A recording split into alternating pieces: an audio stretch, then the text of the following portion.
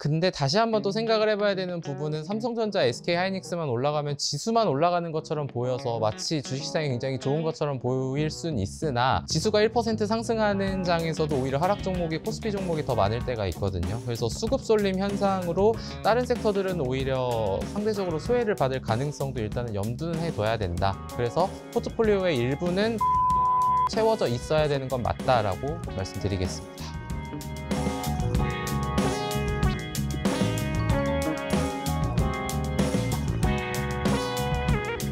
시장의 흐름이 많이 바뀌다 보니까 이제 지난해 연말 전망했던 거와 달리 하반기에 또 다른 더 상향된 전망치가 나오고 있습니다. 일단 대체적으로 3,600에서 700 정도를 예상을 한다고 보시면 될 것 같고, 일단 가장 강하게 제시를 한 증권사가 이제 KB증권이 3,800포인트, 그리고 가장 낮게 전망한 데가 뭐 삼성 대신 신한투자가 3,500포인트 정도를 전망을 했는데, 근데 이제 우리나라가 시가총액 산정 방식을 사용을 하다 보니까 실질적으로 지수의 향방은 삼성전자와 SK하이닉스에 달렸다라고 당연히 그렇게 생각을 해야 될 것 같은데, 삼성전자도 어느새 8만 원 위로 주가가 올라와 있고 증권가에서는 또 11만 원의 목표가를 제시한 보고서가 있습니다. 여기에 SK하이닉스는 내년도 실적 전망치가 계속 상향이 되면서 지금 PER을 내년 거리 끌어온다라고 하면은 PER이 지금 7배에서 8배로 굉장히 저평가되어 있다라는 건데, 근데 이제 중요한 부분은 이러한 얘기가 왜 주가가 다 오르고 나서 나왔냐라는 그런 부분이지만, 단기간에 그것 때문에 외국인의 수급 집중 현상으로 일단 단기간에는 주가에 대한 부담감은 있을 수밖에 없다고 볼 수밖에 없습니다. 근데 주도주 지위는 계속해서 가져갈 수 있다라고 생각을 하고 있고, 그러한 부분이 우리나라만 올랐냐고 하기엔 그건 아니고, 결국은 엔비디아나 뭐 계속해서 새로운 빅테크, 최근엔 브로드컴이 또 등장을 하면서 더 이쪽에 상승 바람을 불어넣어주고 있는데, 새로운 기술들과 더 많은 투자, 그리고 최근에는 뭐 엔비디아가 인텔이 지분 투자를 한다라는 이런 협업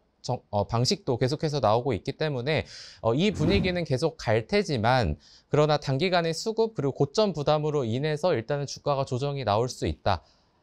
그렇게 되면은 뭔가 달리는 말에 올라타는 전략도 맞지만 오히려 하락했을 때 접근하는 게 좀 덜 부담스럽지 않나라는 생각이 들고, 근데 다시 한번 또 생각을 해봐야 되는 부분은 삼성전자, SK하이닉스만 올라가면 지수만 올라가는 것처럼 보여서 마치 주식시장이 굉장히 좋은 것처럼 보일 순 있으나 지수가 1% 상승하는 장에서도 오히려 하락 종목이 코스피 종목이 더 많을 때가 있거든요. 그래서 수급 쏠림 현상으로 다른 섹터들은 오히려 상대적으로 소외를 받을 가능성도 일단은 염두는 해둬야 된다. 그래서 포트폴리오의 일부는 반드시 반도체로 채워져 있어야 되는 건 맞다라고 말씀드리겠습니다.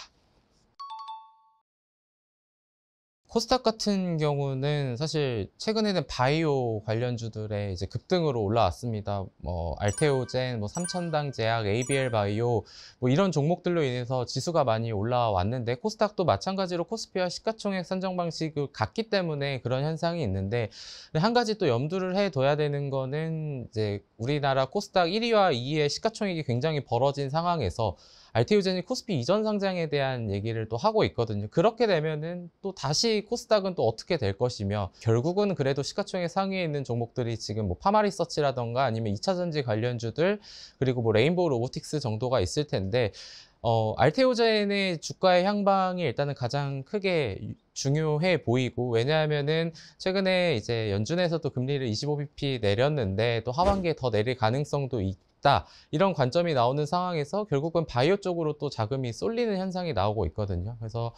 바이오에는 뭐 펩트론 같은 비만 치료제 관련 회사들도 있기는 하지만, 어찌됐든 코스닥은 성장주, 그러니까 실적이 지금 당장은 나오지 않더라도 미래에 더 나올 이런 기업들이 훨씬 더 많이 자리를 차지하고 있다 보니까, 그래도 코스닥은 기대해 볼 만하나 그래도 코스피가 약간 좀 더 단단한 느낌이 있지 않나, 이렇게 보시면 될 것 같습니다. 눈높이가 너무 높아지다 보니 그럼 그 눈높이를 계속 채워줄 수 있냐의 문제가 될 것 같고, 사실 조방원 얘기 나오고 나서 최근에 뭐 금바지, 반바지 되게 많은 또 단어들이 나오고 있는 그러한 상황인데, 상반기에 우리나라 시장을 주도했었던 한 가지 섹터를 꼽자면은 화장품이 될 수 있을 것 같은데,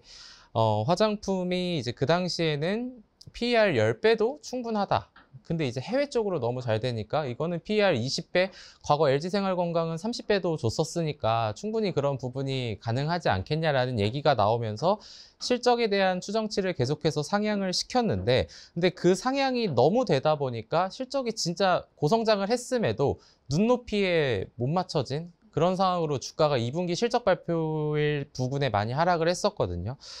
그래서 그런 부분은 비단 화장품뿐만이 아니라 이제 조선 방산 원자력도 마찬가지일 거고, 그러면 새로운 섹터로는 어떤 걸 봐야 될까? 그러면 역시나 과거 대장주 역할을 했었던 종목들이, 이제 섹터들이 다시 관심을 받을 것 같은데, 그렇게 되면은 그거는 화장품이나 미용 의료기기, 로봇 등에도 관심을 가져야 될 것 같고, 사실 2차 전지는 아직 그 부분에 대해서 정확히 알 수는 없지만 언제든지 튀어오를 수 있다 정도로는 2차 전지를 항상 관심 종목 차원에서는 봐놓을 필요가 있다라고 보시면 될 것 같습니다. CATL이 중국에서 강한 상승을 보인 이유를 생각해 보면 그때는 리튬 가격의 반등이 나왔을 때였거든요. 수익을 실질적으로 낼 수 있냐, 그래도 이 성장이라는 걸 보기에 단기간에 일단 적자는 끝낼 수 있냐, 이 부분이 가장 중요한 것 같고, 사실 반도체도 그런 측면에서 봤을 때는 오히려 적자가 가장 크게 나왔을 때 매수해야 된다는 얘기도 그거에 대한 좀 비슷한 결이 될 수 있을 것 같은데, 그래서 2차 전지 같은 경우에는 그 리튬 가격 그리고 소재 단에서의 먼저 반등이 나와야 되고, 그리고 과거 2차 전지 섹터가 우리나라 시장을 주도했을 때에는 소재 다음에 부품 장비가 올라왔기 때문에 지금 먼저 부품 장비를 잡고 있는 것보다는 소재주들에 먼저 관심을 가져주는 게 좋을 것 같고, 그럼에도 좀 배터리 관련주들을 본다 그러면 이거는 코스피에 대부분 있는 종목들이지만 셀 3사 정도는 충분히 볼만하다, 이렇게 정리하겠습니다.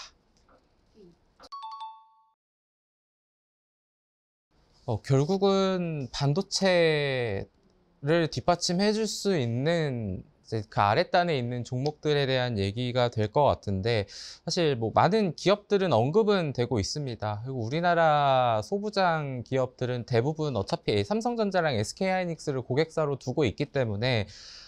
최근에 가장 좀 얘기가 많이 나왔었던 종목은 펜트론 같은 종목이 있었는데, 신규 HBM 검사 장비 공급이 본격화된다라는 이런 증권가 보고서가 나오면서 많은 주목을 받았었고, 그리고 뭐 테크윈 같은 경우에는 최근에 큐브 프로버가 SK하이닉스 성능 평가를 통과했다. 그리고 뭐 리노공업 같은 경우에도 결국은 AI 고성능 반도체 수요 증가하면은 기업 가치를 재평가받게 될 것이다, 이런 얘기가 되게 많았었고, 그 외에 우리가 잘 알고 있는 뭐 하나비전, 한미반도체,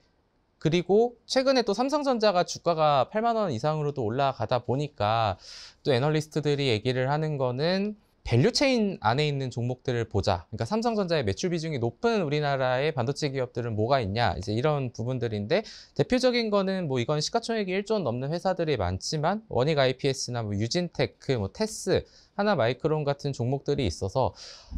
제가 생각하는 거는 사실 오르는 상승폭은 사실 다 다를 수밖에 없고, 그래서 요즘에 개별 종목까지 공부하기가 이제 너무 귀찮다라고 하시는 분들은 그냥 반도체 ETF를 사시는 분도 많더라고요. 그래서 그런 선정에 대한 부분이 좀 부담스럽다라고 하시면은 주식 개별 종목도 좋지만 ETF도 하나의 좀 대안이 되지 않나, 그렇게 보고 있습니다. 스몰캡 종목이 실제로 급등하기에는 유리한데 그 상승을 계속 유지하는 경우는 사실은 많지는 않습니다. 아까 뭐 화장품의 섹터에 대해서도 말씀을 드렸는데, 그 상승폭을 유지할 수 있었다라는 거는 결국 실적이 뒷받침되었다라는 거고, 또 여기에는 높아지는 매출액 성장률, 좋아지는 수익성이 일단은 표면적으로 가장 중요한 지표가 될 것이고, 근데 여기에서 그게 좀 상대적인 거다 보니까 어렵다, 그러면 그거 외에 한 가지 볼 수 있는 게 어떤 게 있냐면은, 되게 당연한 얘기지만 미국 시장에서도 이게 굉장히 중요한 지표가 되는데, 내부자 매수 여부가 사실 굉장히 중요합니다. 스몰캡 같은 경우에는 애널리스트들의 보고서가 많이 있지도 않고 얻는 정보에는 한계가 있고, 정보의 대칭성이 요즘에 많이 어느 정도 됐다곤 하나 정보의 비대칭성이 유지되고 있는 거는 아무래도 스몰캡 종목일 테니, 근데 그 회사를 가장 잘 알고 있는 최대 주주나 대표이사가 자기 돈으로 주식을 산다거나 아니면 자사주를 매입을 한다라는 거에는 바보가 아닌 이상 이유가 있다라고 우리가 합리적인 생각을 할 수가 있겠죠. 그래서 해당 종목 산업의 성장성, 해당 종목의 성장성, 아니면 내부 임원들의 매수 여부 등을 본다면 우리가 약간 스몰캡 종목은 주가가 폭락하는 경우도 많고 거래 정지되는 이런 리스크가 많아서 투자하기를 꺼려할 수 있지만, 오히려 제가 앞서 말씀드린 거를 필터링을 해서 본다면은 그래도 긍정적인 결과가 있지 않을까. 그래서 좋은 스몰캡 종목을 찾을 수 있는 방법이 되지 않을까, 이렇게 좀 볼 수 있을 것 같습니다.